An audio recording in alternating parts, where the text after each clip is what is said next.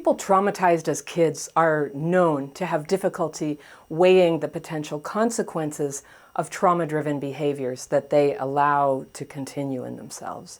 And so you might jump into an impossible relationship or stay in a bad relationship or cling to an ex who has told you clearly that they'll never feel that way that you feel, even though they're happy enough to have you on the periphery of their lives.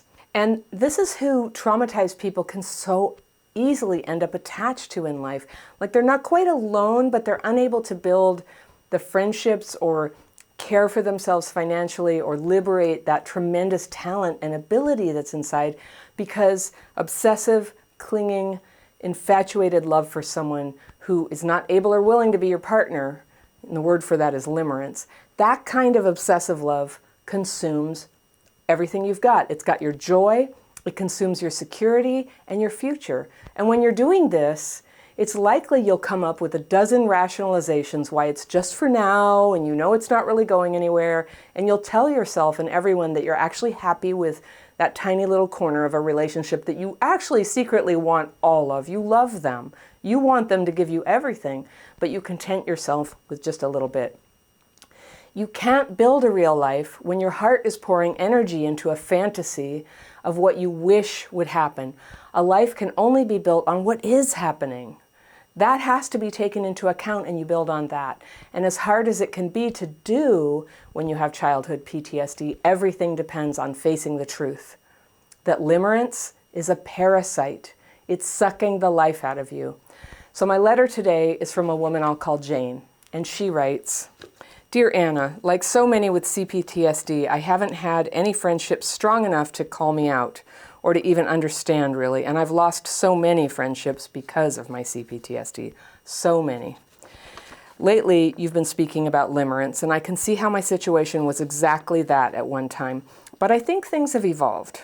However, I know to question my judgment, that my discernment might be off a little bit. So I'm writing to ask a question about my current living situation. Here's the background. Nearly 5 years ago, and only a couple years after separating from my ex, I met a man and we began dating. Looking back, it was the firestorm that finally woke me up to the work I needed to do to heal. We triggered each other so hard, it was tragic. He's avoidant, I'm anxious avoidant, and while we really hit it off fast and hard, of course, right? I'm circling it with my fairy pencil because I'm going to read through and then I'll come back to the things I circled so we can talk a little bit more and I'll see if I can help you, Jane. Okay. We really hit it off fast and hard, of course, right? We also kept breaking up, this on-again, off-again thing that probably traumatized me further when I was already a CPTSD mess. About a year into this, my only child attempted suicide. Less than 2 weeks later, my boyfriend dumped me, saying we needed space. I know I was a triggered toxic mess, and I own that now, and I know that a lot of his behavior wasn't cool.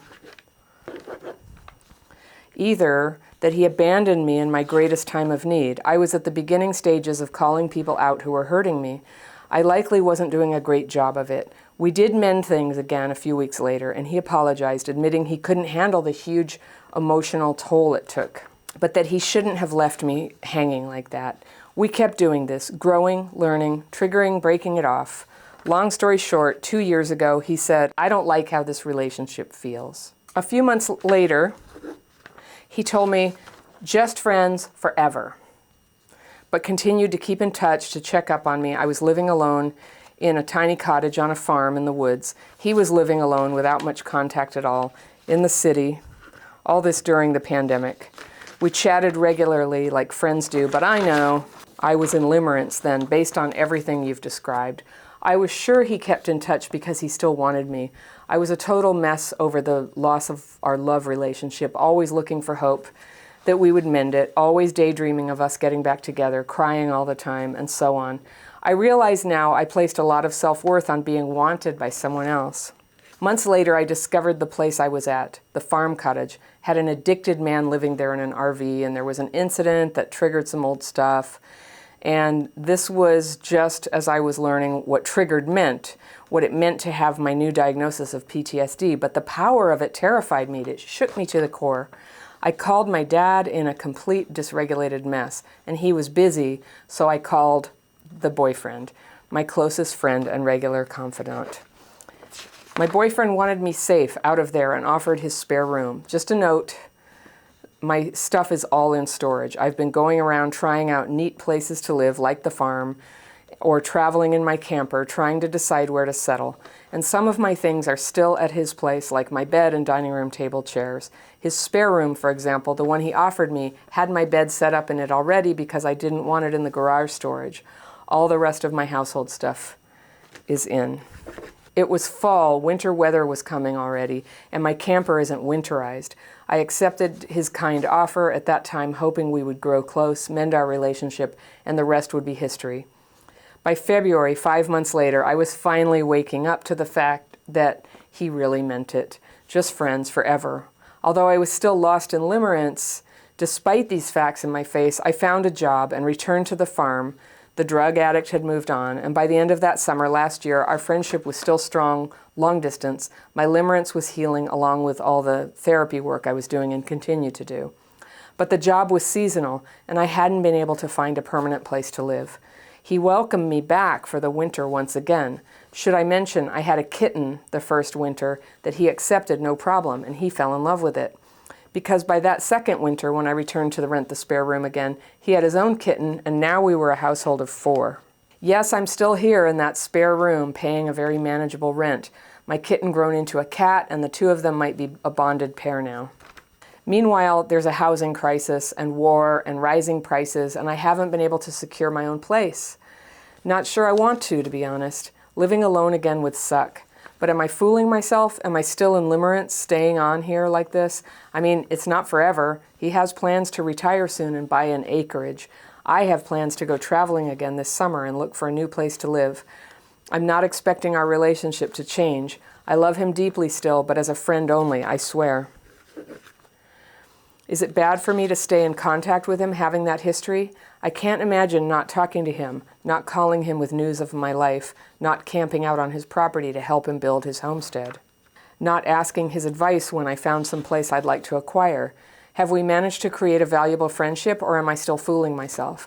I recognize our friendship has held us both back from seeking new love relationships. Best wishes, Jane. All right, Jane, I think I can help you. Here we go. Life is complicated, isn't it? Okay. All right. You had a relationship that was limerent, and now you swear you're just friends. So first of all, I'm going to be the friend who does call you out and say, if you didn't have limerence about this guy, you wouldn't have to write about it. That's so mean, right? But I think that's the case. I think you do have limerence for him. I think you're using self-denial as a way to tolerate that you can't have somebody who you love very much. And yes, I believe you have a good friendship. Being limerent doesn't always exclude the truth of having a good friendship. I'll tell you what I think. Let's go through some of this. So you guys had a terrible trauma bond relationship, and that's not uncommon for people who were traumatized as kids. And it's interesting, 2 avoidant people going into trauma bond. Trauma bond is when 2 people break up, get back together, break up, get back together, or one person, messes with the other person's mind, is like, I love you, I hate you, I love you, I hate you. It sounds like it was kind of a mutual thing.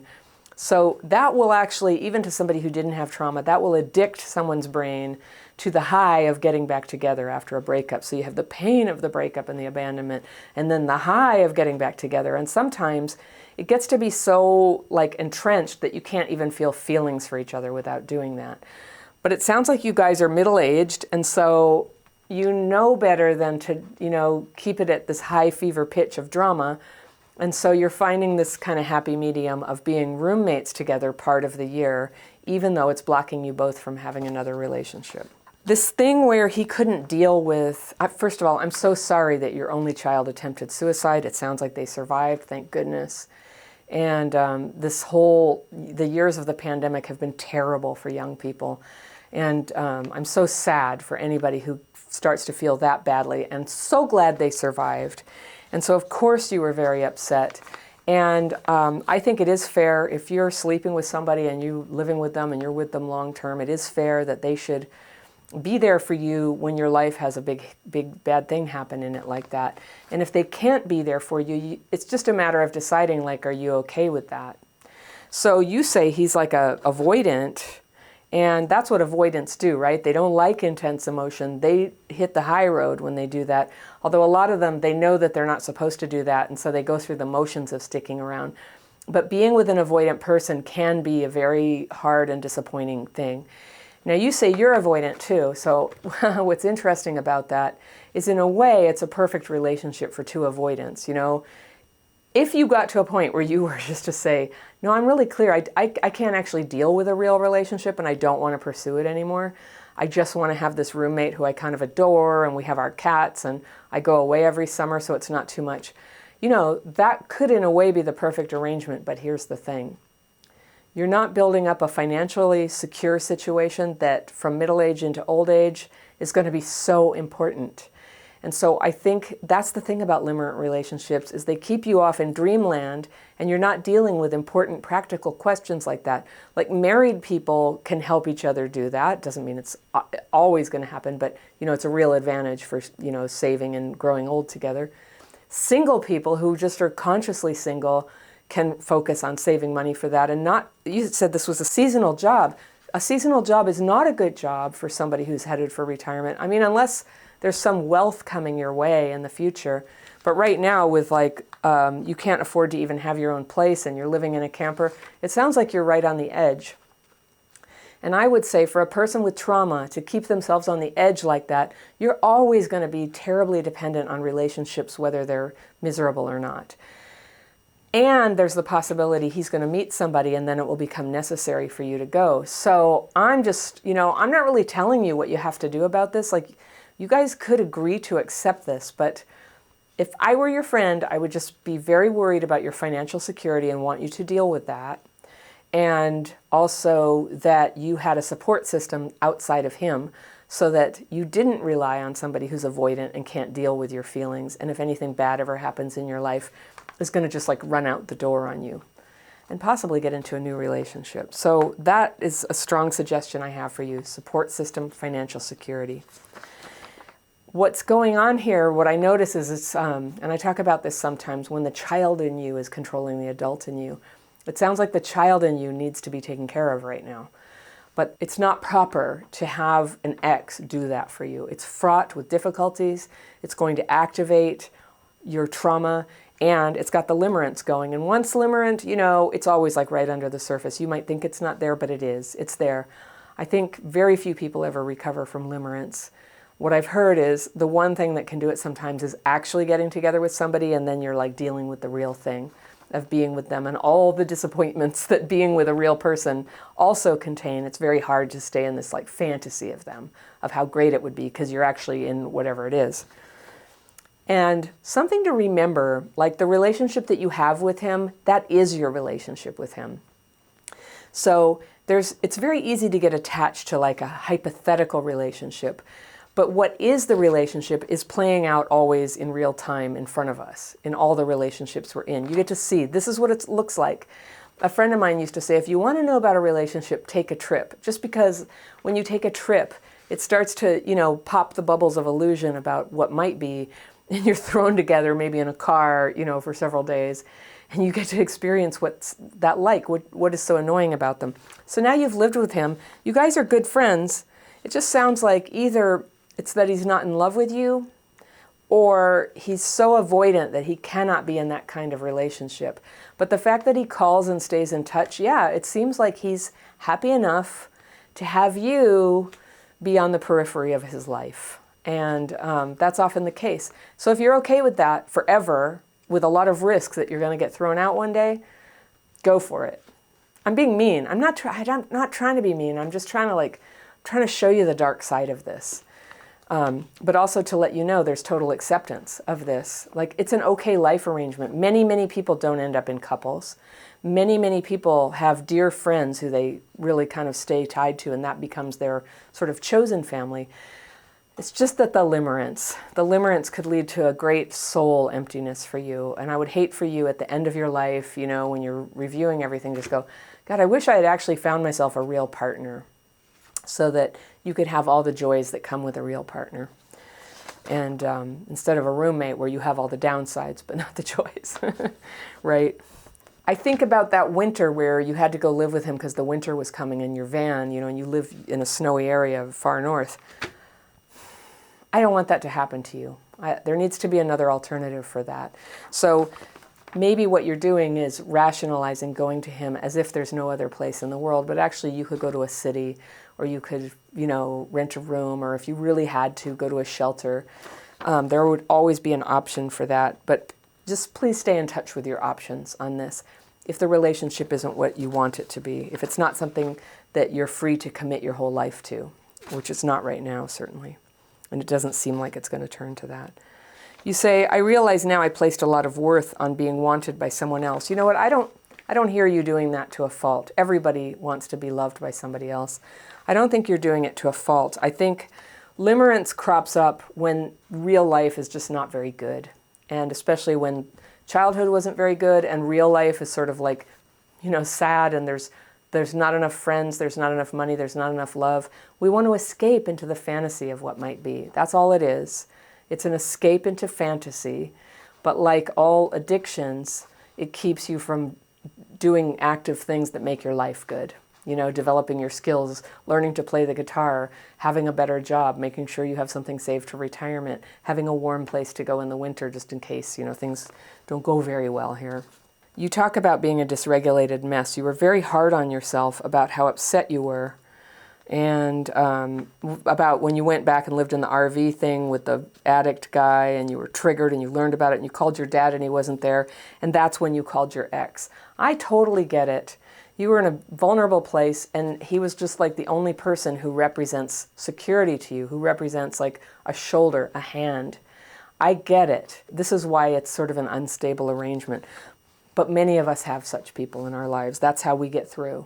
He offered you a spare room. All your stuff is in storage. The fact that your stuff was still in his house, you guys have been entangled this whole time, right? So that thing where you break up all the time and get back together, I don't know. It just seems like if you could find a way to make it stable and commit to it and like see each other through to the end of life, it could work. And if you were okay that it's not sex and, all that, it could work. I see that there's a lot here. And now the cats, and now you say the cats have a pair bond.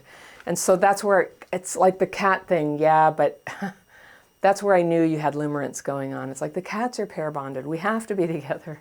That sounds like a limerent thought. I know cats bond, but that doesn't mean you can't take your cat and go. Yeah, and the world is pretty scary right now. And who doesn't want to have a secure home where they can stay and know that they're going to be okay and somebody will help them? And what if you break your leg? And, you want all that. Of course you want that. And you can't imagine life without him and not talking to him and talking about news and staying on his property and helping him build his homestead. So, yeah, you want to be able to ask his advice when you make big things. So, I don't know, maybe you're making it work. You didn't tell me. Have you completely laid your cards on the table and just say, look, I love you and I can't imagine life without you, and is there some way we can make this work? Because I would like to be together with you for real. Has that conversation happened? I'm guessing it has, but if it hasn't, please lay all your cards on the table. Go ahead and get the honest answer from him. And, maybe, I don't want to give you false hope. It's just that I don't know. But if there's hope here about how you can keep this relationship okay, I think it needs to include monogamy. That's just what I think. I think you're not going to be okay if he sees somebody else, and his new person isn't going to be okay with you there. I don't know, but people who love you and who are your friend like that, they're hard to find. I see what you mean. You don't want to just throw out the baby with the bathwater. Sometimes it's a sign. Sometimes it's a sign that it really is a partnership when you can't imagine life without them. And some of us, I've answered letters recently from people who were in relationships that there was the young lady who was with a guy who didn't do housework, and so many people are like, oh, that's terrible, dump him. And I'm like, from where I sit, when you have severe PTSD, and in that letter, she had been in an orphanage till 8 months, and it had affected her ability to attach. And so it was difficult to attach and show love. To me, when love shows up and people really love and care for each other, it's a wonderful thing. And sometimes it's worth being somewhat flexible to preserve it. So if you can do that, Jane, if you can find a way to take care of yourself and find a way to make this tenuous, push me, pull you relationship kind of hold on and be okay. The trick with avoidance is you can't come rushing at them with a lot of emotion. Sometimes they can process information more slowly and you put a little distance with them. And so it's possible that with some healing your CPTSD, you could be able to be a little bit more self-contained. We use the daily practice around here. That's how I stay self-contained, because I'm married to somebody who's a lot more avoidant than I am, and that's how we do it. He has to work overtime to try to make sure he doesn't like walk out the door when I'm emoting. I have to make sure I don't emote like crazy. I have to kind of limit it for him. I can communicate, but that's how it works for us. You meet in the middle.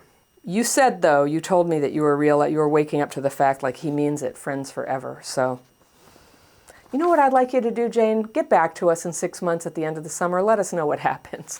I want to know what happens with you. I feel like there's too much going on to say, oh, run, get out of there. There's too much going on here. And I fear that I'm giving you false hope in the whole thing. But you asked, so as your faraway friend on the internet, that's what I want to say. It's like, I feel like this could be a very special thing. And especially because I know your kid is going through a hard time. I want you to be safe. I want you to be supported. And you know they have a lot of online 12-step meetings now so that you can have a place to heal that's free. You can have, because if you're going to go live in the country here, you're going to need online meetings, right? But it's free. You'll have friends there. You could maybe have a sponsor and somebody to call when your emotions are strong so that what you end up communicating is a little bit filtered down. If it doesn't work out with him, then the 12-step program is still your support and your foundation so that you always have a community everywhere you go and people to help and advise you with all those things you were hoping to have from him. So I hope that helps. For everybody watching this, if you feel like past trauma has affected your ability to have whole, full relationships, you might want to take my relationship quiz. It lists common symptoms for people who are affected by trauma and how it shows up in your life, and you can assess, could that be what's going on? That quiz, as well as several other, is on my free tools page on my website, crappychildhoodfairy.com. Also, the free tools page is always linked down in the description section, so you might want to check that out. If you love this topic and you want to hear more about it, I've got a video that's about loving someone but hiding it, hoping you can stop the damage. Do you think you can? Find out what I have to say about that right here, and I will see you very soon.